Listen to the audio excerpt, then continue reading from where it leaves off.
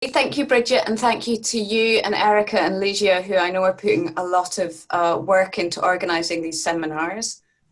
Thanks everybody for attending. It's fantastic the amount of interest we get, particularly in Wendy's seminar. So hi to all unit members and welcome to people who've joined from beyond the unit. I'm really pleased to welcome Wendy to this seminar, and really grateful to her for giving up time in what I know is just really difficult circumstances to concentrate on putting a seminar together. So Wendy's based at the University of Hertfordshire, where she's a professor of food and public health, and she's director of the Centre for Research in Public Health and Community Care.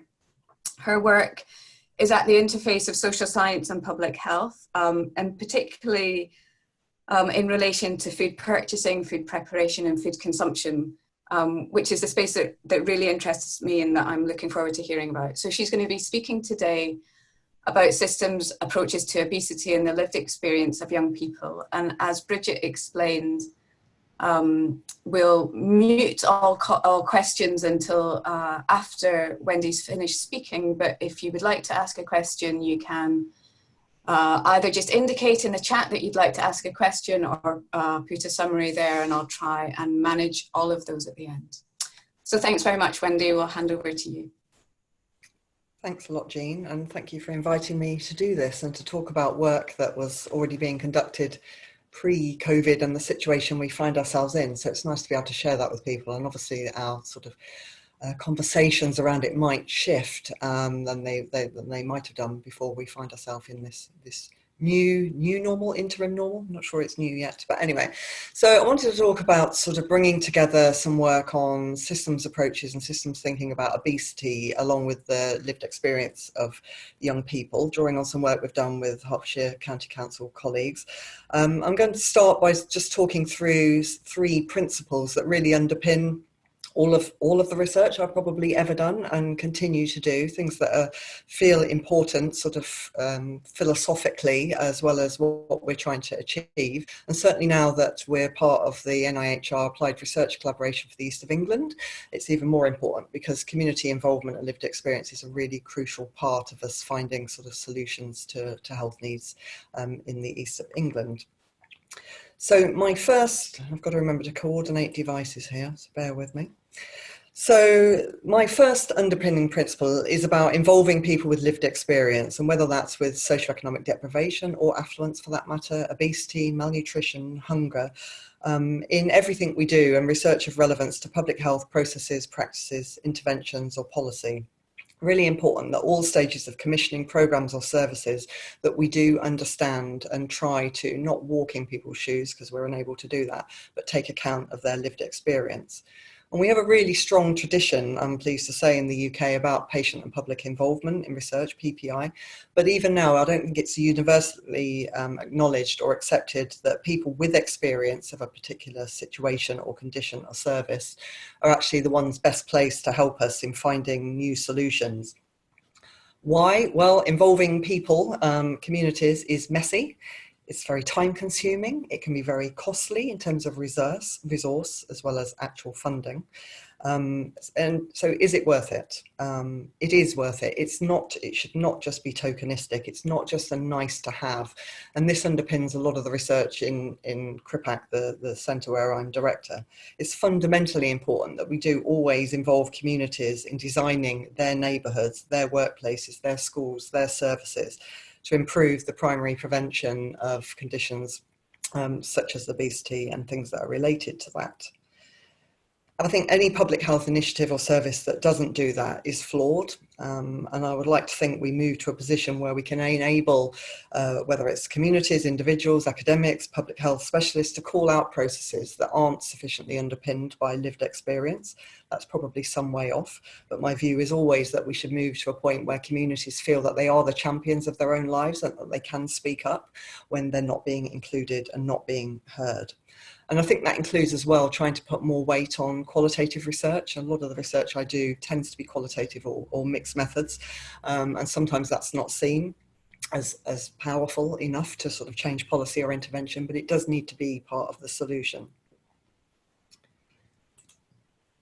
In terms of second underlying principle for my work is that social distinctions really matter. People eating more or less healthily or being more or less sedentary in terms of behaviour is not driven just by conscious decision making or, in inverted commas, freedom of choice. These are the results of what within sociology we call habitus. Populations, as well as individuals and groups within them, develop an automatic, unconscious or semi-conscious capacity to act in a way that's meaningful for them, but within their given social context. And we rarely operate outside of that. So in terms of that, food, eating, tastes, which are my particular concerns, relate to cultural, social, economic capital. These things inform the way that people act in their communities and as part of their social groups. There's great value attached to authorised tastes or ways of living that are dependent on your social grouping. Resources are linked to being part of an enduring network of relationships. So your membership of a group is important and not something that individuals can easily choose or change. Thirdly, is about considering practices rather than behaviour when we're looking at things like trying to shift rates of obesity or any other public health challenges for that matter. Things like food and eating and physical activity are routine. They become embedded aspects of our everyday life, shifting at the moment, of course. So acquiring, preparing or eating food is part of an overall practice of doing food. It's not a rational, conscious or individual action. And our tacit sort of underpinning practices are shaped throughout our life course according to social structures that underpin society. Having a feel for the game when it comes to repeatedly getting, cooking or eating food according to social distinctions are an ingrained part of the way we live. The action of buying food or eating food is one element of a set of intertwined knowledges, relationships, values, beliefs, resources, technologies. They all interconnect to form a practice. And when we think about practices, it helps move an inquiry or an intervention or anything we're trying to plan away from an individual, what they are actually doing in terms of behaviour to make themselves, for example, vulnerable or hungry or malnourished or not well nourished, towards an investigation of socially defined practices. And I put my jigsaw puzzle on the screen there, which is what I tend to use in terms of trying to think about practices with the individual components all interlinked. And there are lots of ways, and many authors have written about how you define practices. But today I'm going to talk about sort of three components, or here I'm talking about three components: competencies, materialities, and meanings. So everyone within society needs competencies to do whatever it is they do, whether it's getting food or using public transport or more active transport, the skills and the know-how that groups draw upon. Then there's materiality in terms of the objects, technologies that might be performed in within a practice. And policy can be viewed as a sort of technology or materiality here. And thirdly, the meanings, the importance of what we do, the ideas, the norms and the symbolic value, again, as part of the habitus of being who we are within our social groups, all interjiggle, if that's a word, with those jigsaw pieces on the screen. And when we work within a practices framework, we view individuals or groups, the people at the heart of it, as being carriers of practices. So if you think of the red jigsaw piece there as being us as a group, or as individuals, or as families, or as households, as being the carrier of the practice that's around us, that takes account of all those different pieces, the values, the meanings, the resources, the technologies, the policies, the interventions, and us moving within that framework. This means when we think about practices, we can take account more easily of the influence of material objects, physical, geographical, temporal, social settings, as well as the political and policy contexts. This approach also helps us to think about the socio-specific performances and intersections between people, objects, and settings. How do populations act in certain settings versus other settings? So when children are at school versus at home, for example, when we're at work. An important component of that sort of performance of socio-spatial intersections is who we think sees our behaviour, whether real or perceived in terms of that gaze looking down. This influences that practice as a whole, but these are different parts within the same thing. And a really important component, I think, of practices, and when we think about things like obesity, is the entangled nature of relational events, things, people, and places, and the context in which these things are interacting or occurring. The different elements of a practice come about through looking at sort of close up what Shatsky calls the doings and sayings of life. And the way that they're entangled and very difficult to pull apart is really important. For a good example of this, if you look at the domestic Life in Your Kitchen report that we did some time ago for the Food Standards Agency, where we wrote really neatly about the way that household practices in terms of cooking or preparing food can't be pulled apart from the putting food into a pan from all the other elements that are happening in the household at the same time that are part and parcel of that everyday real context. Another important part is that practices are not fixed, they're dynamic. And therefore trying to change one person's behaviour at one particular time point is often not enough to result in a long ongoing shift in practice, because each of these elements are interjiggling, to use my made up word again, over time. They're dynamic. We need to shift several parts of the jigsaw on an ongoing basis if we want people's behaviour within their practice to change. And ultimately, the public and populations can only live well within a system that gives them a fair environment in which to undertake their practice. So how does this fit with systems approaches and moving on to obesity? I think theories of practice work really well in terms of thinking about things like obesity and other public health challenges. We know that inequalities persist when it comes to obesity. You all know that. Children and young people living in areas with higher rates of socio-economic deprivation are more likely to have excess weight for their age than those living in more affluent or less deprived neighbourhoods. And so we've seen, and you will have all seen, Public Health England and local authorities shifting their thinking away from simplistic notions of just changing behaviour towards systems approaches that aim to capture this complexity of factors, and that, I think, because of that complexity, do fit very nicely with theories of social practice. Systems leadership within local authorities has meant moving away from top-down, siloed and linear approaches to address obesity towards a more localised partnership working to consider the realistic and real context in our localities in much more detail, and then to work together in a more integrated way to reach a common goal. And therefore a shared vision is really important to reach that common goal. And of course that's incredibly hard. Parts of local government are used to working within their own area to do meet their own objectives within education, housing, town planning, etc. Now within systems approaches, we really need those people to work together. So within Hertfordshire, the County Council are committed to working in partnership to address rates of obesity and the inherent inequalities that continue to persist. The prevalence of obesity among reception and Year 6 children, data from the National Child Measurement Programme show, is lower in Hertfordshire than the average for England as a whole. However, in the areas of the county with the highest levels of deprivation, the prevalence is higher than the national average. Boys are more likely to be obese in Hertfordshire than girls, and Year 6 children at the end of primary school, the rates of obesity are continuing to increase in Hertfordshire as they are in England as a whole. So Hertfordshire County Council Public Health colleagues now have a dedicated project team to take forward a whole systems obesity programme of work. The programme builds on some systems mapping and locality exercises that were carried out a year or two ago in a couple of the districts within the county. So we're now at the point of developing understanding of the gaps and opportunities to address obesity and what actions might be needed taken forward in a collaborative effort with a range of stakeholders. Earlier this year, the Hertfordshire Obesity Partnership, the HOP, was launched, and I know one of my colleagues is online today, which is a new partnership between the County Council, the 10 district and borough councils, the University of Hertfordshire and the Hertfordshire NHS clinical commissioning groups, who aim to work together and develop this whole systems obesity programme. Within this, we're adopting the 10 pillars of action approach that some of you will know from Amsterdam, where they've had some success in using this type of approach.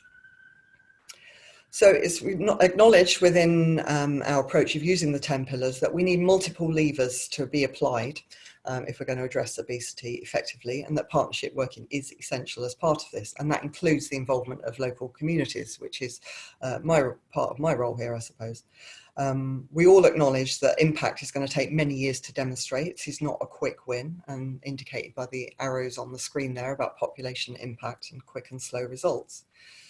So areas we're working or looking at for obesity prevention are shown in blue, pillars 1 to 6, areas for obesity prevention. Pillar 7 shown in the orangey yellow colour there, in terms of where we might intervene. And then the enabling factors are pillars 8 to 10 shown in green. So for example, pillar 1, healthy environment, is thinking through what are the positive changes that can be made to the environment that might address the obesogenic factors that impact on obesity in Hertfordshire, working with neighbourhoods and communities and bringing together and thinking through how we work with residents, services and professionals to engage communities to understand the issues that they feel are important and to co-produce solutions. Schools and young people, for example, improving the overarching environment that relates to food policies for getting to school, intervening within the schools and getting young people themselves, which I'm really keen on, to challenge the local food offering and the settings that they have access to. Just to give you some examples.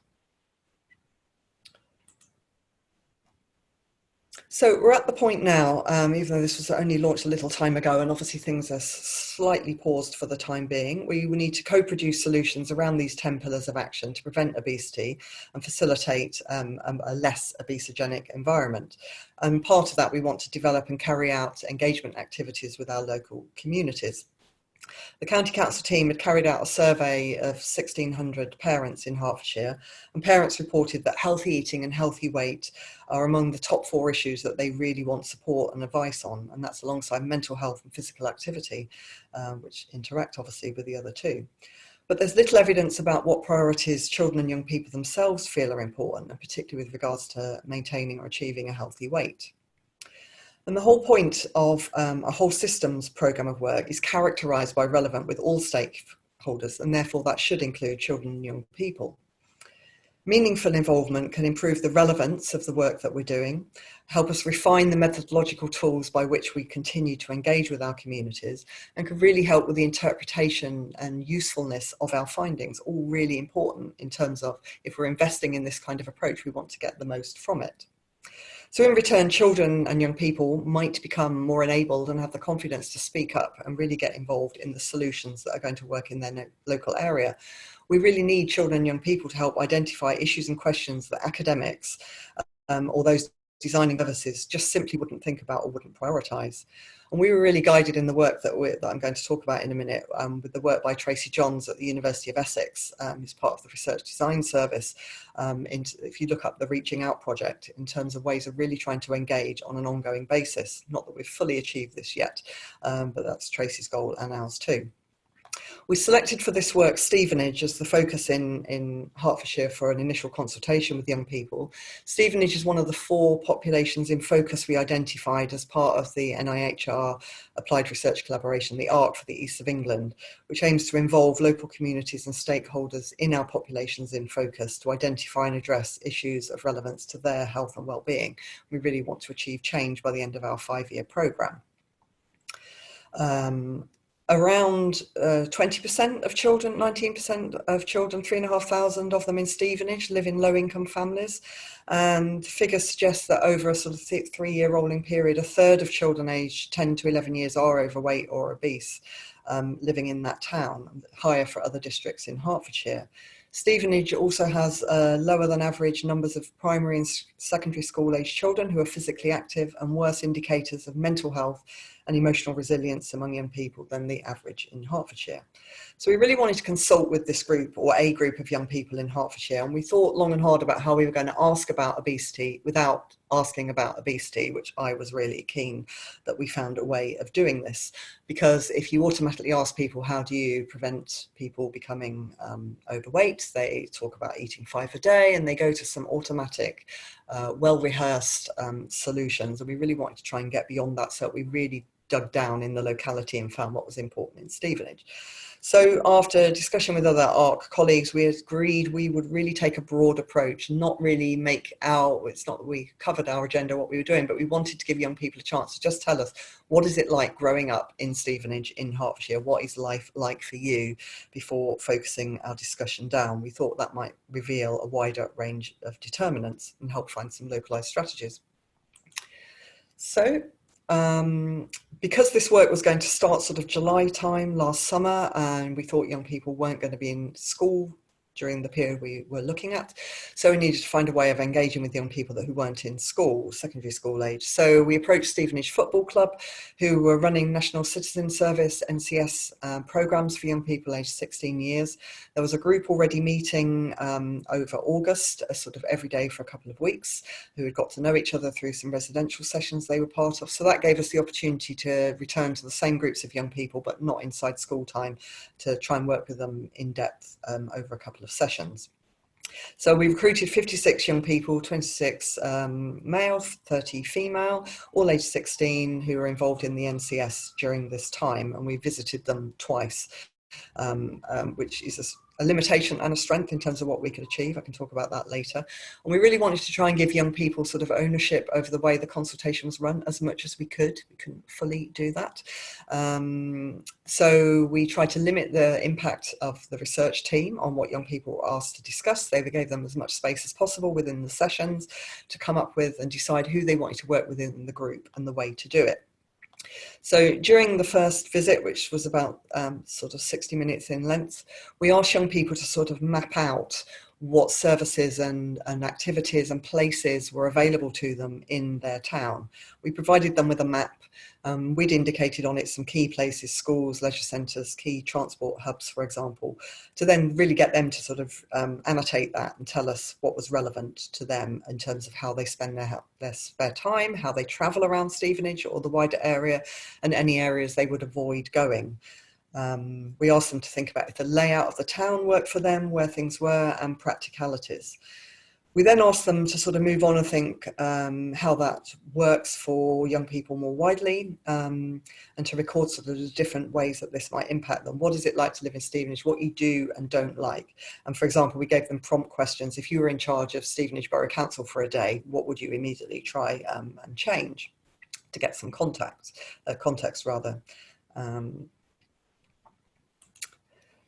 We also left with them, this is at the end of visit one, because we knew we were returning the following week, but they would be there every day. We gave them a suggestion box so that anybody that didn't feel comfortable speaking up or identifying themselves or the issues they wanted to raise could put it anonymously into the box. We also said if there were words they did or didn't want us to use, or things they did or didn't want to discuss, to put it into the box. We had laid out at the end of visit one that we were going to be talking about weight and obesity at visit two, so that they were forewarned about that, and also so that they could think about the sensitivities and things they weren't comfortable with. That worked really well in terms of suggestions that people put in there. So then we returned and initially asked them, what does being overweight mean to you? What words should we use when talking about overweight and obesity with young people? Why they thought some people were overweight and not others, and what the impacts were. We then asked them to relate that back to the things they'd come up with at visit one about growing up in Stevenage, to see if they could think how the factors might be interwoven. And then we moved on to ask them about solutions. So I'm going to come on to some of those findings and the point at what we've got to before we had to stop sort of face-to-face contact. So, four main themes emerged with the session about growing up in Stevenage. Some of these we perhaps weren't as surprised about, some of them we really were. So they talked about affordability, crime and antisocial behaviour, which is the one I don't think that we would have thought about, transport and places to go and places to eat. And these highlighted the sort of positive and negative aspects of living in Stevenage, and a lot of these things overlap with each other. So, for example, young people stated they really like, there's a very extensive cyclepath network and walkways in Stevenage that fully avoid the road system, which makes it really easy to get around. However, young people highlighted there was a lot of concern, and they knew people who had been attacked, people that carry knives, and things that made them think it was unsafe for them to cycle or walk there, or for other families to do that. Young people said that there were places for them to meet and socialise, and there are some really good facilities in Stevenage, parks, playing fields, leisure facilities, but they felt that many activities were simply unaffordable for their age group, and a lot were aimed at younger children, not at sort of 14, 15, 16-year-olds, etc. Places such as McDonald's were considered the favoured place to eat because it's quick and cheap and easy to meet up with friends and isn't outside when the weather's bad, for example, which resonates with other work that I've undertaken before about the rationale for why young people meet in particular food outlets and not others, or not within school, for example.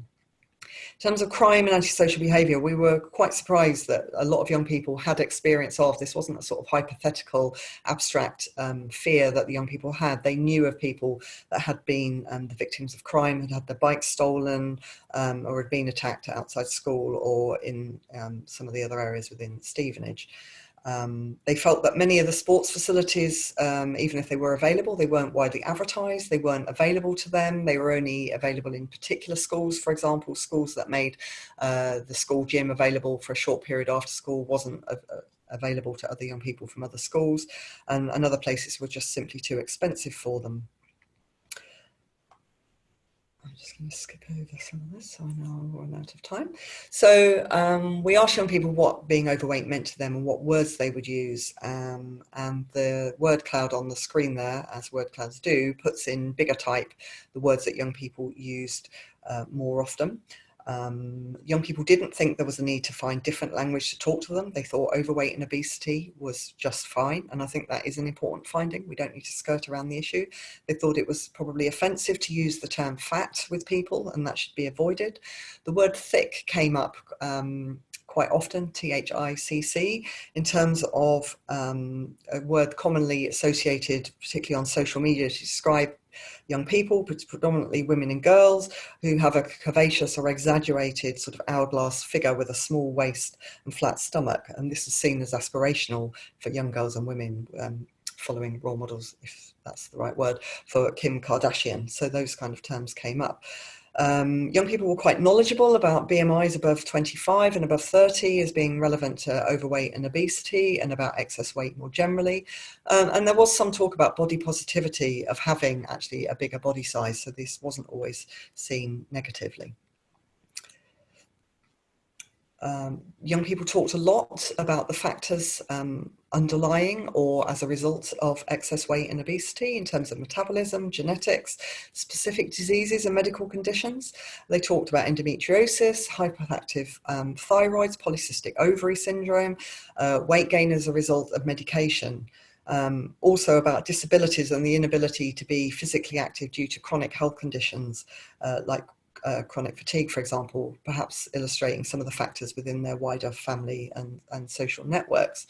Mental health was frequently discussed more broadly in terms of young people and families having mental health conditions that meant it perhaps underlay why they might become obese, but also in terms of comfort eating, stress eating, and eating disorders. They talked about the lived environment quite extensively, and about how lack of exercise and how much you exercise being really important as a factor that relates to why people become obese, and that sedentary activity and lack of active travel being a factor within this. They also talked about the way that schools could support or challenge young people's notions of being physically active, young people being put off sport for good through PE, and PE not being compulsory throughout their secondary school education, and that perhaps being having a negative consequence. They talked about the price or the perceived value of healthy food versus less healthy food, and it being more difficult to eat healthily from their point of view, and things like cheap burgers for 99 pence, meaning people were much more likely to consume that kind of food, and as well as those fast food outlets being a good social way for people to meet each other. So those two things going together are really important. They were very aware about media standards and representations and how that might impact negatively or positively on young people's view of themselves, as well as sort of social pressures to be a particular weight or look a particular way. Few young people talked about personal responsibility. They didn't think that that was a driving factor, which I've found really interesting, that they did think about some of the broader determinants. Just skipping through some of this, looking at time. So when we got them to talk through how these local issues that they'd raised about affordability, crime and antisocial behaviour, transport, places to go and places to eat, I mean, it really relates to some of what I've already been talking about and how these things worked together. So they felt that gym memberships and the cost of physical activities aimed at their age group, again, not at younger children, the cost was prohibitive, as well as the transport for getting there. They thought whilst the cycleways and walkways were really excellent because of the issues of crime, it might mean they have to resort to using a bus, and the bus costs money, and therefore that prevents them from using the bus. They talked about the issue or the conflict almost between bus tickets quite often have a voucher on the back for discounted burgers and chips, etc. at fast food outlets. They thought there was a tension there between trying to encourage them to eat healthily whilst making readily available those kind of discounts, but not for the kind of healthy foods that perhaps some of them wanted to eat. They often related all of this to their kind of wider family in terms of not just their age group, but that for families as well, resorted to driving because if a whole family was going out, it was too expensive to go on the bus. Public transport was often seen as unreliable and challenging, and therefore it was more convenient to use the bus. They acknowledged that there were saver discounts for school-age young people for using the bus, but you've got to have the initial resource in order to pay for that up front. So all of these things were tensions that they were trying to juggle. Already talked about crime and antisocial behaviour a bit, but the fear of bullying and them feeling that young people couldn't go outside the home, which meant they were more likely to be eating more and being physically inactive because they were afraid of going out, leading to weight gain. And again, the fear of gangs and crime that I already talked about, and just sort of impeding on their freedom to be outside really, as well as not being able to use their bikes if they thought that was going to be stolen. So I think I have covered most of those things. So then we asked young people to talk about the solutions. I've put these as a list on 2 slides. This is sort of in some ways indicates this is where we got to at the point that COVID-19 started to impact on the work we were doing. But also as a result of the kind of methods that we'd use and the groups that we'd access. And I'll come back to that in terms of lessons learnt.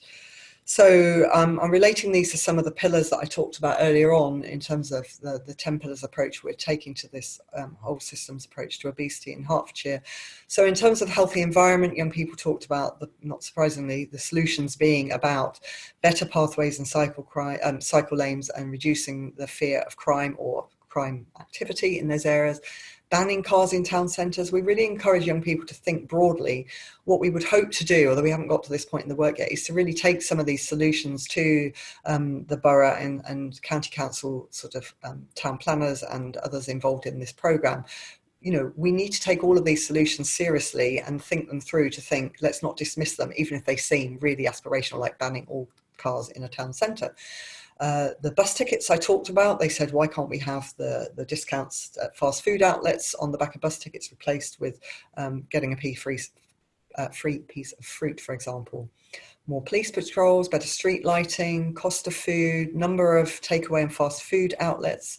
They talked about regulations and whether regulations are important, which again is something I'd have hoped to drill down to a bit more.